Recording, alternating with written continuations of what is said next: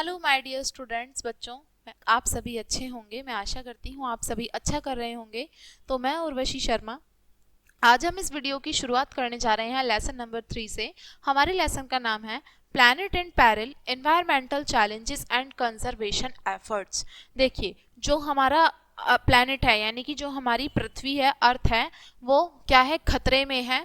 और साथ में हमारे जो पर्यावरणीय जो हमारे चैलेंजेस हैं हमारे सामने, वो और साथ में उसको बचाने के लिए हम क्या एफर्ट्स कर रहे हैं, वो ये लेसन का नाम है हमारा। ठीक है, तो आप समझ ही गए होंगे इस चीज़ से, लेसन के नेम से भी आपको थोड़ा क्लियर हो गया होगा कि ये जो लेसन है ये ऑलमोस्ट हमारी अर्थ के बारे में है। जो अर्थ पे हमारे चैलेंजेस हो रहे हैं डे बाय डे, पॉल्यूशन से जो फैल रहा है, बहुत चीज़ें हम फेस कर रहे हैं, तो ये लेसन उसी से रिलेटेड है। यानी कि उसको बचाने के लिए हम अपनी अर्थ को बचाने के लिए, हमारी बायोडाइवर्सिटी है उन सभी को बचाने के लिए हम क्या क्या एफर्ट्स कर रहे हैं, ये सारा चैप्टर उसी बारे में है। तो शुरुआत करते हैं हम यहाँ से। We must prioritize sustainable practices, conservation efforts and ethical decisions making to secure a better future for ourselves and future generations। देखिए, हमें कैसे काम करने चाहिए, हमें हमेशा उन्हीं चीज़ों को प्रायोरिटी देनी चाहिए, यानी कि जो काम सस्टेनेबल है। सस्टेनेबल का मतलब होता है यानी कि हमारी जो अर्थ है उसको लेके जो भी हम काम कर रहे हैं, उसको बचाने के लेके जो भी प्रयास होते हैं, उसको बोला गया है हमें ऐसी चीज़ों को हमेशा काम करते रहना चाहिए। उसी चीज़ों को मतलब प्रायोरिटाइज करना चाहिए, प्राथमिकता देनी चाहिए। जो बचाने के लिए जो एफर्ट्स हैं, कंजर्वेशन यानी कि बचाना किसी चीज़ को, उसके जो एफर्ट्स होते हैं वो, और साथ में जो भी हमारे मोरल डिसीजन है जिससे कि हम अपना फ्यूचर और साथ में हमारी जो आने वाली जनरेशन है उनका फ्यूचर हम सिक्योर कर सकें, अच्छे से उसको सेव कर सकें, हमें ऐसी ही चीज़ों को प्रायोरिटी देनी चाहिए। Individual and collective actions rooted in awareness and empathy, और साथ में क्या है, जो हमारे कलेक्टिव एक्शंस हैं या इंडिविजुअल एक्शंस हैं, यानी कि एकल और सकल, यानी कि अकेला और सभी लोगों के साथ मिलके जो भी हम काम करते हैं उनको हमें क्या करना चाहिए, वो जागरूकता फैलाते हैं। और साथ में क्या है, जो भी मतलब क्रूशियल हैं और मतलब जो इम्पोर्टेंट है किस चीज़ को लेके, जो हमारे ग्लोबल इश्यूज हैं, हमारे पूरी पृथ्वी पे जो भी चीज़ें फैल रही हैं उन सभी को लेके हम हारमोनियस को एग्जिस्टेंस क्रिएट कर सकते हैं। हारमोनियस का मतलब होता है सद्भावना, किसी चीज़ को लेके अच्छी भावना रखना, ऐसे हम क्रिएट कर सकते हैं को एग्जिस्टेंस ह्यूमंस के बीच में और जो हमारा प्राकृतिक जो वर्ल्ड है इनके बीच में। ठीक है, तो बच्चों ये था हमारा इंट्रोडक्शन लेसन का। अब हम शुरुआत करते हैं, पढ़ते हैं और समझते हैं क्या बोला है।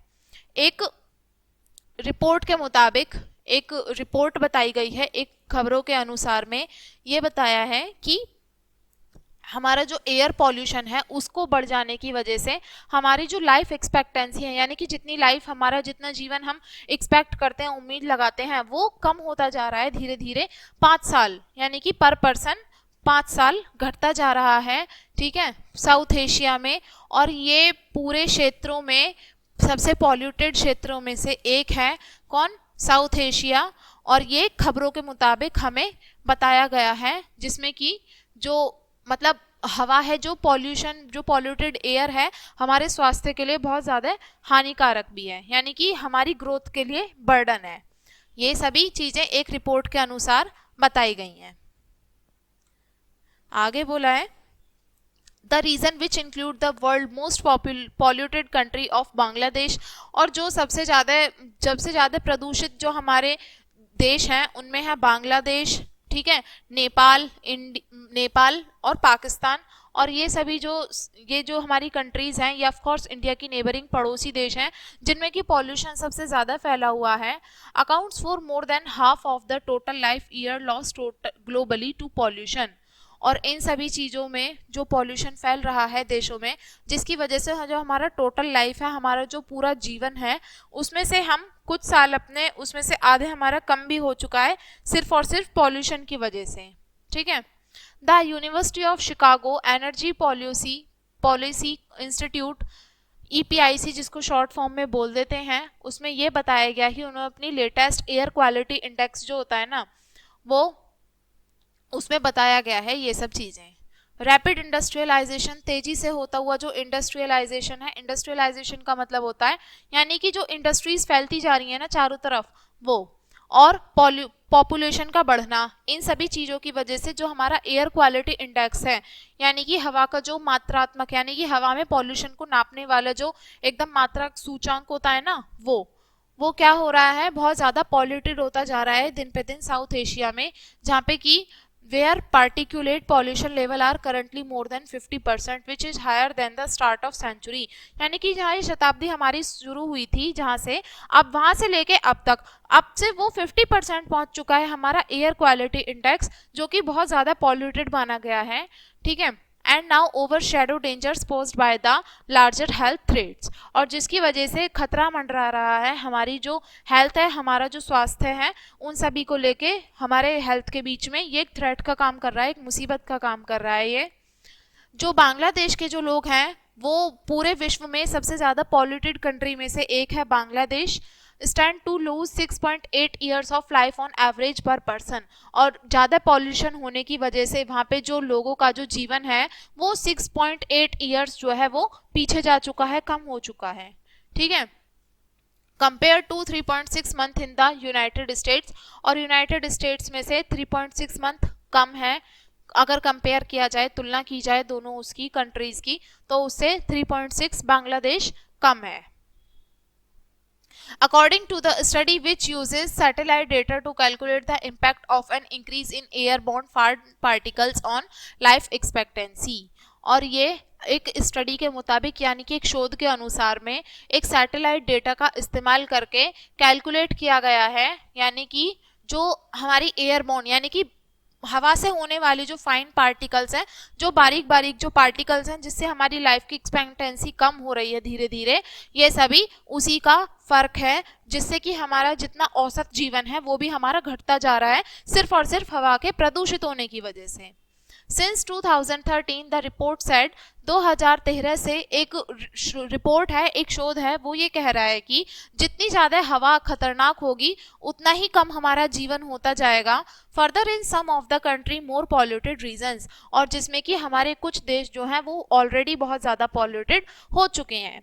In the densely populated new Delhi, और अभी जो न्यू दिल्ली जो है वहाँ पे सबसे ज़्यादा पॉल्यूशन है हमारे इंडिया में, ये पूरे विश्व का सबसे बड़ा शहर ऐसा है पूरे वर्ल्ड में जो सबसे ज़्यादा पॉल्यूटेड उसमें नंबर 1 पे आता है।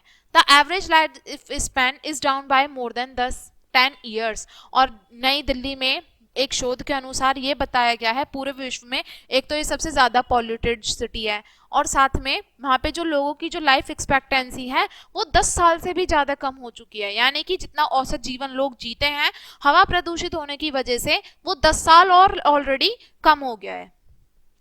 Reducing global levels of lung damaging airborne particles known as PM 2.5, और जो हमारे ग्लोबल लेवल्स होते हैं, यानी कि जिसकी वजह से जो हमारा लंग है, जो हमारे फेफड़े हैं, वो और ज़्यादा खराब हो रहे हैं, ठीक है। जो हमारे एयरबॉर्न पार्टिकल्स हैं, जो प्रदूषित हवा है, उनमें जो पार्टिकल्स होते हैं, बारीक बारीक कण होते हैं, जिससे कि हमारे जो फेफड़े हैं वो ऑलरेडी डैमेज होते जा रहे हैं, और कितना फैल रहा है वो ग्लोबल लेवल जो है वो 2.5 हो चुका है, to level recommended by the WHO World Health Organization. World Health Organization जो है उसके अनुसार ये PM जो है वो 2.5 तक पहुंच चुका है।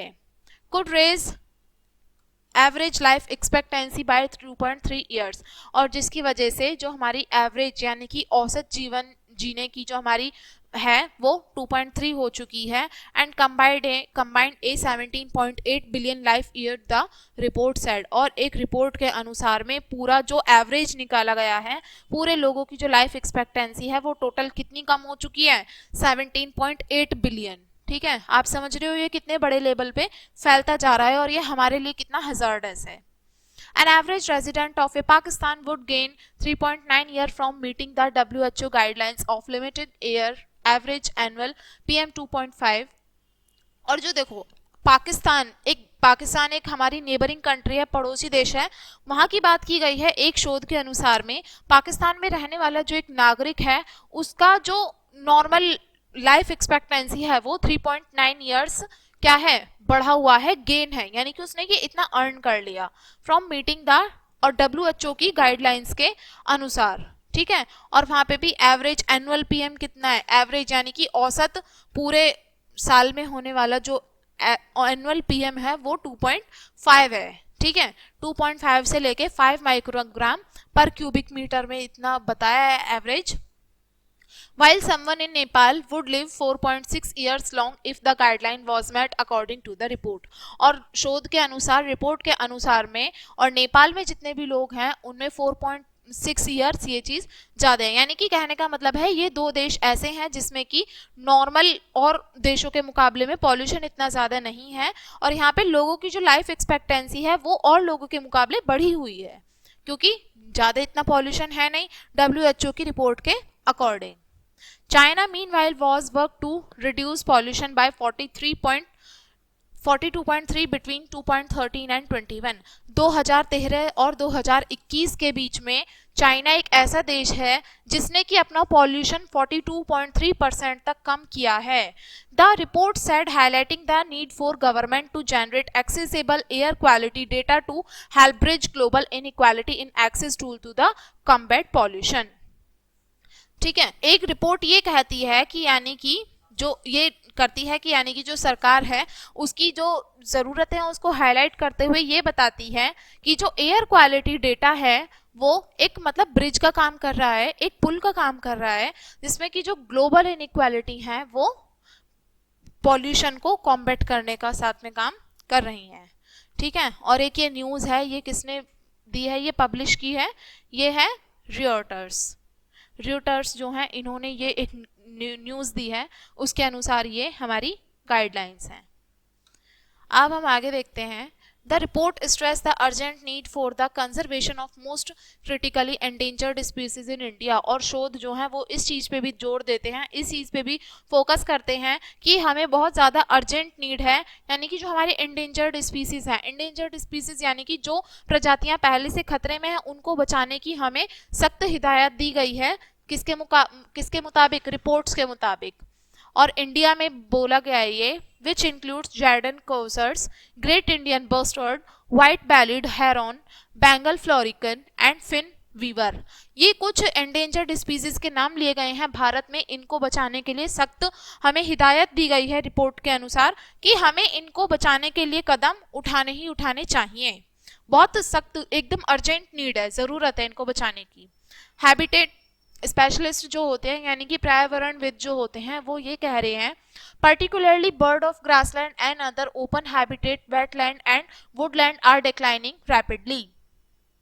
और जो ग्रासलैंड की जो बर्ड्स हैं वो, और साथ में ओपन हैबिटेट का मतलब है यानी कि खुला हुआ जो जानवरों के लिए जो उनका पर्यावरण है, उनका जो एनवायरनमेंट है जिसमें वो स्टे करते हैं वो, और उसके साथ में वेटलैंड और वुडलैंड, ये बहुत तेजी के साथ में नीचे इनका जो वो है वो डेक्लाइन हो रहा है, नीचे गिर रहा है. Among the most declining bird were raptors, और सबसे ज़्यादा नीचे जो डाउनफॉल हो रहा है जिन बर्ड्स का उनमें है रैप्टर्स, माइग्रेटरी शोर बर्ड्स और डक्स. यानी कि इनका तेजी से ह्रास हो रहा है, ये खत्म होने की कगार पे आ चुकी हैं, तो इनको बचाने की भी सख्त हिदायत हमें दी गई है. In terms of diet, carnivorous, insectivorous and granivores are declining more rapidly than omnivorous और fruit and nectar eaters. देखो, जो भी हमारे फ्रूट ईटर्स हैं, नेक्टर ईटर्स हैं, यानी कि फ्रूट ईटर्स जो फल खा के रहते हैं जिंदा वो, ठीक है, और इनके मुकाबले में कौन कौन से जो जीव हैं वो भी लुप्त होने की कगार पे हैं.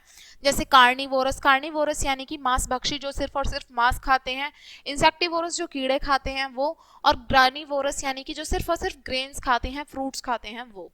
ठीक है, इनका भी तेजी से डिक्लाइन हो रहा है, तेजी से ह्रास हो रहा है, और इसको भी हमें बचाने की बहुत अर्जेंट नीड है.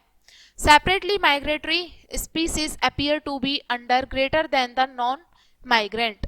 और माइग्रेटरी स्पीसीज जो है, माइग्रेटरी स्पीसीज यानी कि एक जगह से दूसरी जगह पे जो मौसम के अनुसार शिफ्ट हो जाती हैं उनको बताया गया है माइग्रेटरी स्पीसीज प्रजातियां.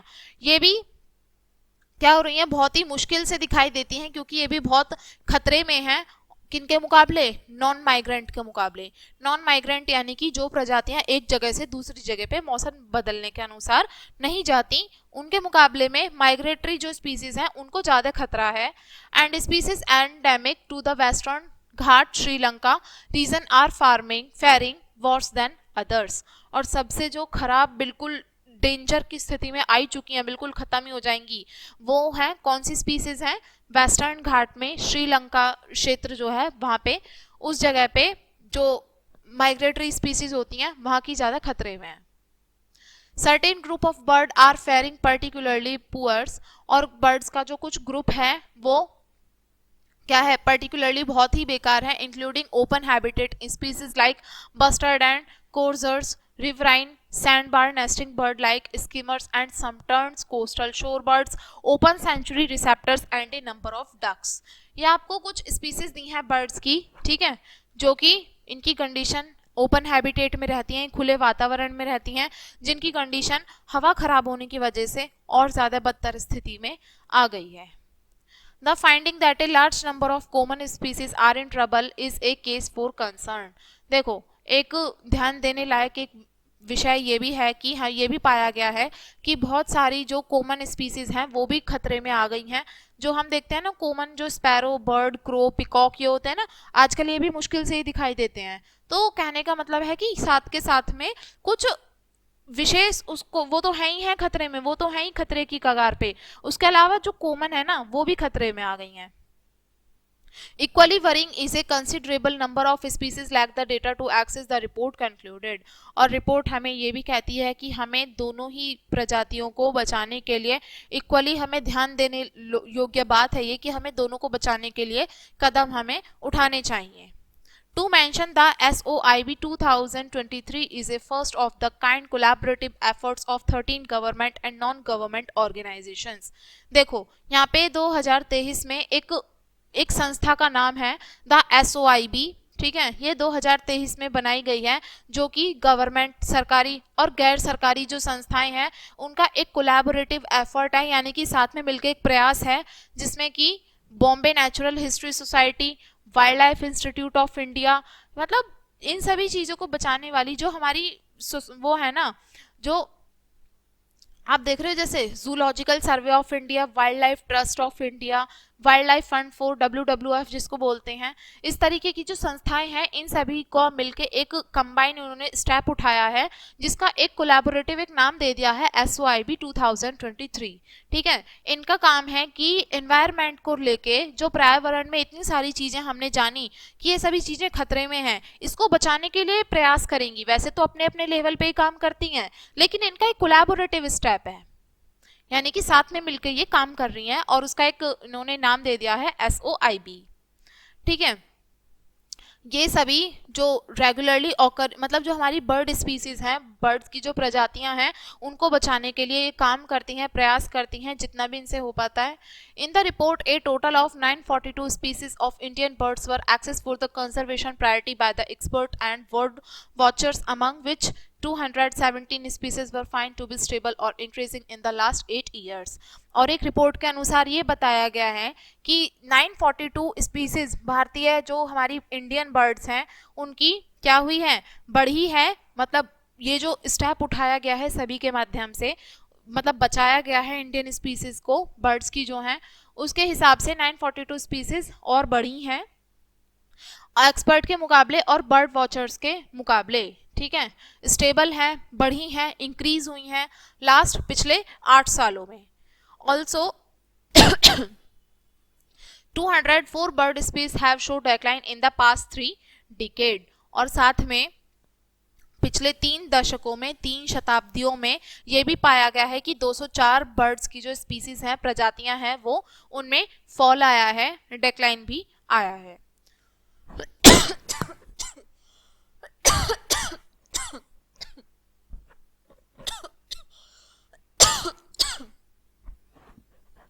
Out of the total 942, 178 species have been classified as high conservation priority, which include northern shovelers, northern pintail, common teal, tuck duck, greater flamingo, sarus crane, Indian courser and Andaman serpent eagle, the report said।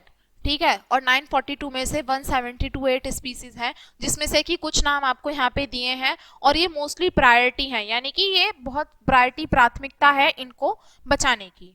If further pointed out that out of the 178 high conservation priority list, 94 were classified in this category based on both abundance trends and range, 45 based on range being very restricted. और देखो ये अभी मैंने आपको बताई ना, ऊपर list बताई थी 94 जो स्पीसीज हैं उनमें से इनको बचाने की तो बहुत ही ज्यादा वो थी, 94 जो हैं वो इस कैटेगरी में रखी गई हैं जिनको दोनों को एब्यूडेंस ट्रेंड में रखा गया है, और साथ में 45 ऐसी हैं जिनको बहुत ज़्यादा रेस्ट्रिक्टेड का मतलब उनमें बहुत ज़्यादा पाबंदी लगाना ऐसी उसमें रखा गया है कैटेगरी में। और 39 जो एडिशनल यानी कि और एडिशनल जो हमारी स्पीसीज हैं जिसमें कि IUCN रेड लिस्ट स्टेटस में भी आई हैं, और साथ में जो 14 स्पीसीज हैं 14 और स्पीसीज हैं जिसमें कि हमारा इंडियन रोलर जो है ये IUCN ने रेड लिस्ट रेजिस्टमेंट के लिए वो किया है, मतलब रेकमेंड किया है कि उसको इस लिस्ट में रखा जाए। The abundance trend refer to the change over 30 years while the current annual trend refer to change in the past 7 years. एब्यूडेंस trend का मतलब होता है यानी कि पिछले 3 सालों में जो हमारा करंट एनुअल ट्रेंड है, ठीक है, उसमें पिछले 30 सालों में कितना चेंज आया है, ठीक है। और करंट एनुअल ट्रेंड का मतलब होता है यानी कि पिछले 7 सालों में कितना बदलाव आया है, तो ये दोनों अलग अलग चीजें हैं।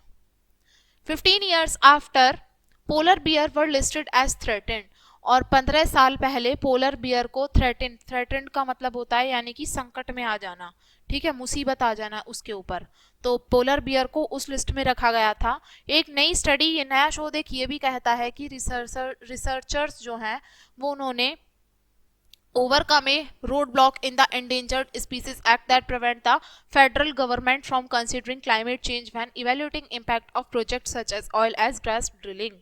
देखो कुछ शोध हमारे ये भी कहते हैं कि, और कुछ जो मतलब शोधकर्ता है उनका ये भी कहना है कि जो इंडेंजर्ड स्पीसीज एक्ट है उसको फेडरल गवर्नमेंट से मतलब क्लाइमेट चेंज जो होता है ना, जो हमारा मौसम में बदलाव होता है उन सभी चीज़ों से भी अलग रखा गया है, जैसे कि जो ऑयल है और गैस ड्रिलिंग होती है इन सभी को अलग रखा गया है।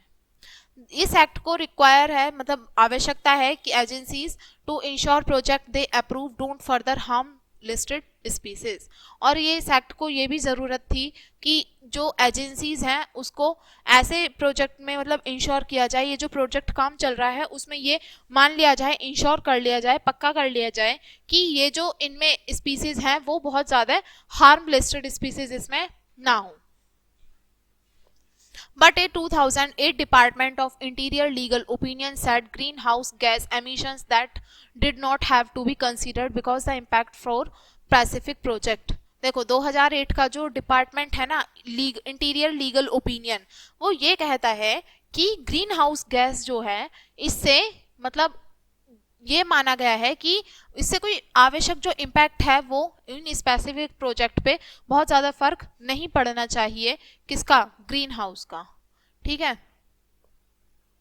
A study published Thursday in Science Policy Forum said scientists for the first time are able to directly quantify the impact of human-caused greenhouse gas emission from specific sources on polar bear cub survival।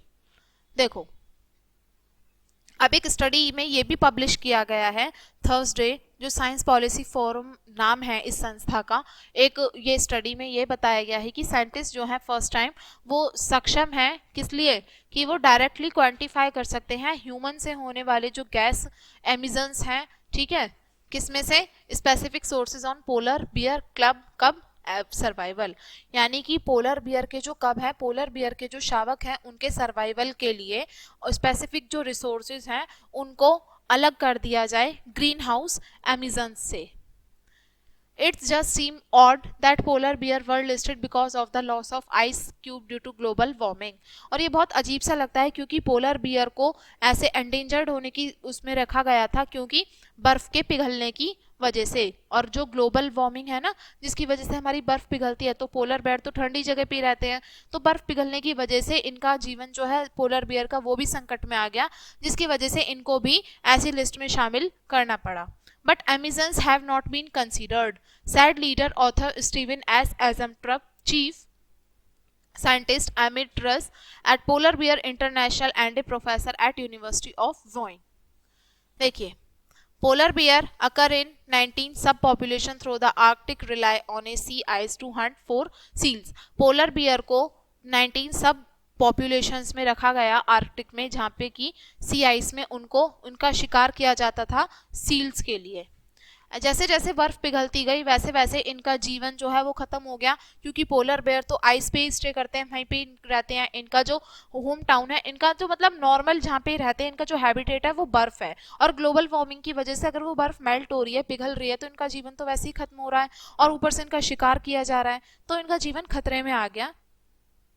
और वो तैर नहीं सकते, क्योंकि उनको swim करना होता है, तैरना होता है, ठंडी जगह पे वो रहते हैं, बर्फ वाली जगह पे।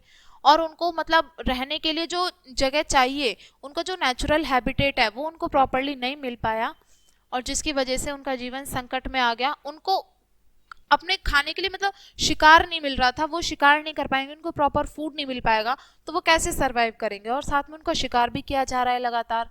तो इन सभी चीज़ों की वजह से ये उसमें लास्ट उसमें उसमें आ गए। Human cause global warming means there are fewer days of sea ice to help build up those reserve and a longer fasting period. देखो, ह्यूमन जो है मतलब इंसान ही कारण है जिसकी वजह से ग्लोबल वार्मिंग हो रही है। और ग्लोबल वार्मिंग का मतलब है यानी कि बर्फ, समुद्र में जो बर्फ है वो धीरे धीरे करके समय के साथ पिघलती जा रही है, जिसकी वजह से बड़े बड़े जो हमारी वाटर बॉडीज हैं, समुद्र हैं, नदियां हैं, उनमें पानी का लेवल बढ़ता जा रहा है। और बहुत सारी जो एक्टिविटीज हैं वो सिर्फ और सिर्फ ग्लोबल वार्मिंग पे ही बेस्ड है, जो कि जिसका कारण कौन है, सबसे बड़ा ह्यूमंस हैं। आगे बोला गया है, और साइंटिस्ट ने ये भी बोला है कि ज़्यादातर पोलर बियर जो हैं वो एक्सटेंट हो जाएंगे, ख़त्म हो जाएंगे।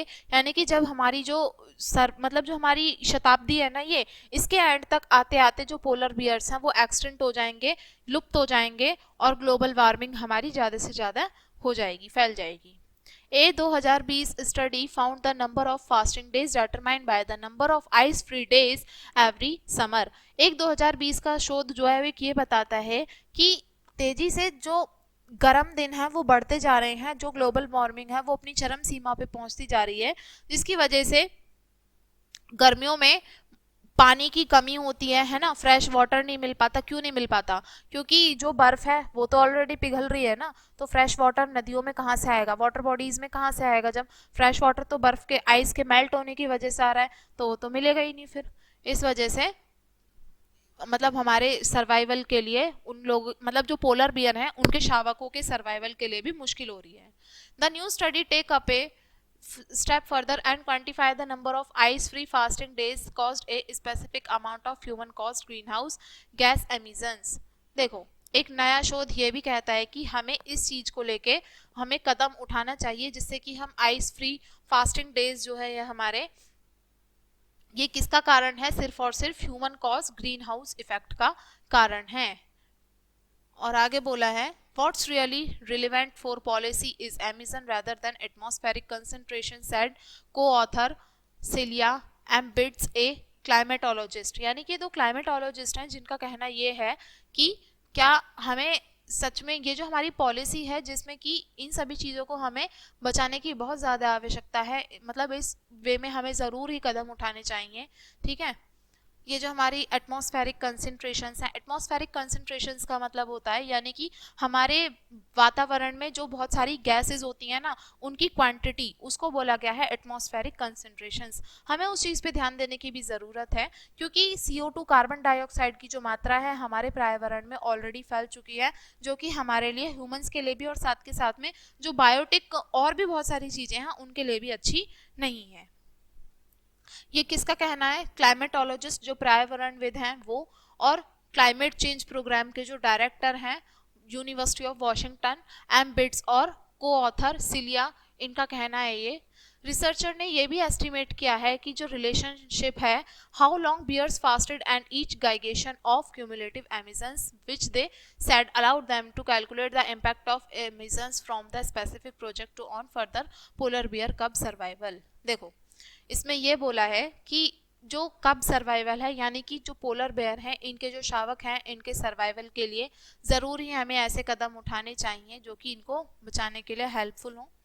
It is basically connected the dot from emissions to ice free days और ये बेसिकली है जो कि मतलब जिसमें हमें डॉट्स को यानी कि इन सभी चीज़ों को हमें जोड़े रखना है, ठीक है। आइस फ्री डेज हमें नहीं वो करना है, मतलब हमें अपनी एनवायरनमेंट पर्यावरण को बचाने के लिए हमें ज़्यादा से ज़्यादा स्टेप उठाने हैं, कंजर्वेशन करना है, हमें बचाना है इन सभी चीज़ों को, जिससे कि हम हमारे एनवायरनमेंट में जो चीज़ें हो रही हैं और जो हमारी एक्सटेंट स्पीसीज हैं उनको हम बचा सकें, मतलब पर्यावरण में हमें बचाने के लिए कदम उठाना है। उनका मानना ये है, किसका, एजम स्ट्रप, ये बिलीफ रखते हैं कि method applied to many other species such as sea turtle और कोरल रिलीव्स। उनका ये मानना है, वो ये विश्वास रखते हैं कि जो मेथड हैं वो और भी अदर स्पीसीज जो है उन पे भी लागू किए जाने चाहिए, जैसे कि समुद्री कछुए हुए और कोरल रीफ हुए, उनके लिए भी। उनका विश्वास है कि एक शोध ये कहता है, rescinding the 2008 opinion bearing climate consideration because the Endangered Species Act require federal agency to use the best available scientific data। यानी कि जो Endangered Species Act है ये बनाया गया है, ये इसमें किसकी ज़रूरत है, फेडरल एजेंसीज की ज़रूरत है, जिससे कि जो साइंटिफिक डेटा है उसको और ज़्यादा हम अच्छे से यूज़ करके हम इस उसमें दिशा में हम और कदम उठा सकें, ठीक है। तो बच्चों ये था हमारा चैप्टर। इस चैप्टर में हमने बहुत सारे शोध से ये जाना, बहुत सारे जो रिपोर्ट्स हैं, डेटा हैं, उनके थ्रू हमने जाना कि कैसे कैसे जो हमारी स्पीसीज हैं वो कैसे खतरे की कगार पे पहुंच गई हैं, कैसे हमें उन्हें बचाने की ज़रूरत है, और कौन सी एंडेंजर्ड स्पीसीज के उसमें आ गई हैं, बर्ड्स जो हैं वो भी ख़त्म होने की कगार पे आई गई हैं ऑलमोस्ट, तो हमें इनको बचाने के लिए प्रयास ज़रूर करना है। तो बच्चों मैं आशा करती हूँ कि आपको ये लेसन समझ में आ गया होगा।